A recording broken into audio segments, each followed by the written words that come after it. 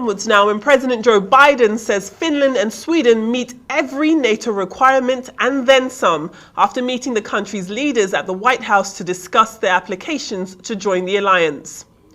He said that they have strong democratic institutions, strong militaries, strong and transparent economies, and a strong moral sense of what is right. President Biden was with the Swedish Prime Minister Magdalena Andersson and Finnish President Sauli Niinisto. He said today, a momentous day, a very good day. He also said their membership will enhance the security of their alliance. Sweden and Finland have strong democratic institutions, strong militaries, and strong and transparent economies, and a strong moral sense of what is right. They meet every NATO requirement, and then some.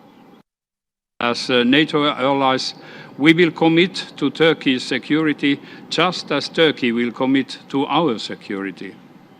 We take terrorism seriously, we condemn terrorism in all its forms, and we are actively engaged in combating it.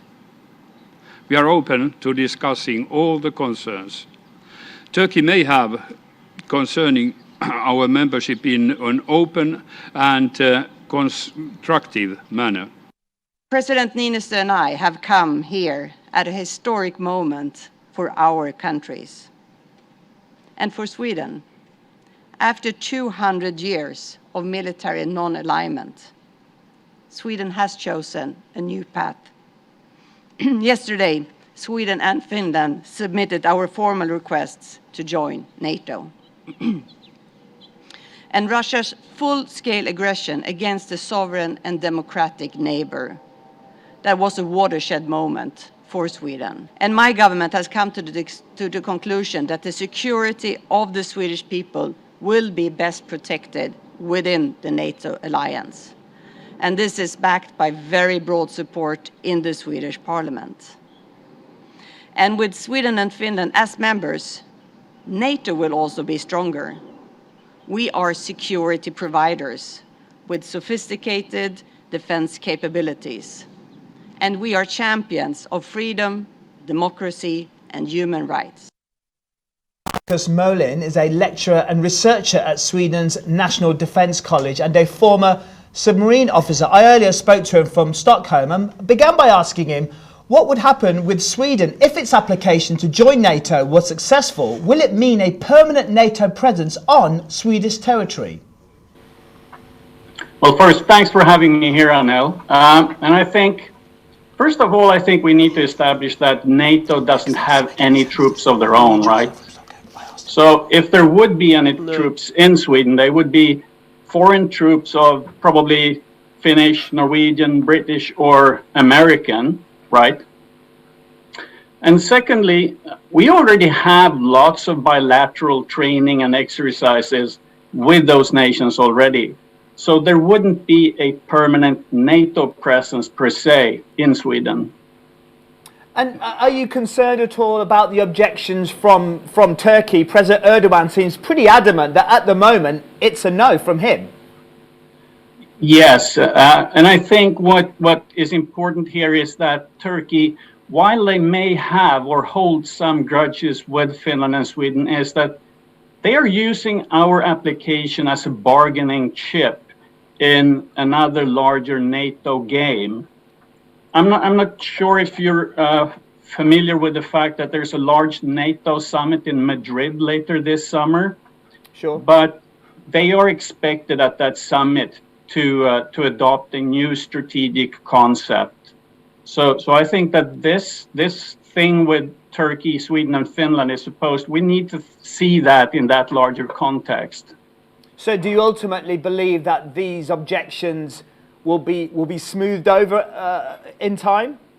Absolutely, I think so. I think it's crucial for the alliance to have Sweden and Finland added as members.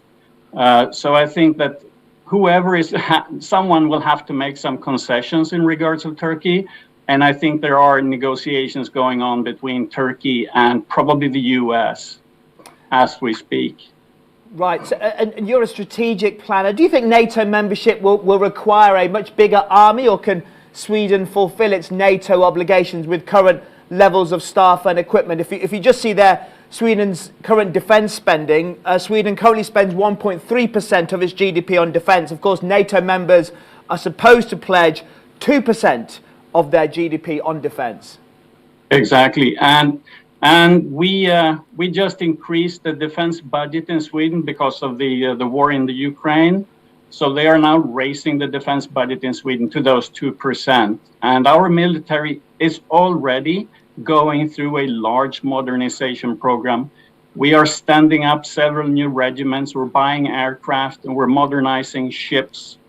And the Swedish military is already considered quite modern and professional. I think our biggest concern really is that we will have to send staff officers to all these NATO headquarters. And I think that's where the bottleneck is right now. It will be for a couple of years to come. And we've heard a lot of talk about how sophisticated the Finnish military is, and how it's going to be such a great addition for NATO. We haven't heard that from some analysts. How would you compare the two armies, Sweden and Finland? We have quite different approaches to the defense, and of course the geopolitical position of Sweden versus Finland is quite different. They have a very, very long border with Russia, and they have fought quite recently 2 wars in the 1940s with Russia. And I think that history has made the Finnish population much more aware of and concerned about their hard security vis-a-vis Russia. Whereas we in Sweden, we had the luxury in the 90s to believe that eternal peace had arrived in Europe. So we could focus on international operations together with the UN and NATO instead. I think that's the main difference. So the Finland's army is professional and has different equipment compared to what the Swedish military has. And as a Swede, do you have any sense of whether the decision to apply to NATO after decades of neutrality is universally popular across Sweden? A recent poll suggested that 57% of the Swedes support a NATO membership. And I would say that there's a fraction of people who are opposed to membership. Most of people are probably quite unsure how to navigate this new reality, given the fact, as you say, Anil, we have been neutral and non-aligned for so many years. We're talking 200 years of non-alignment, basically, that is now being reversed. So these are historic times.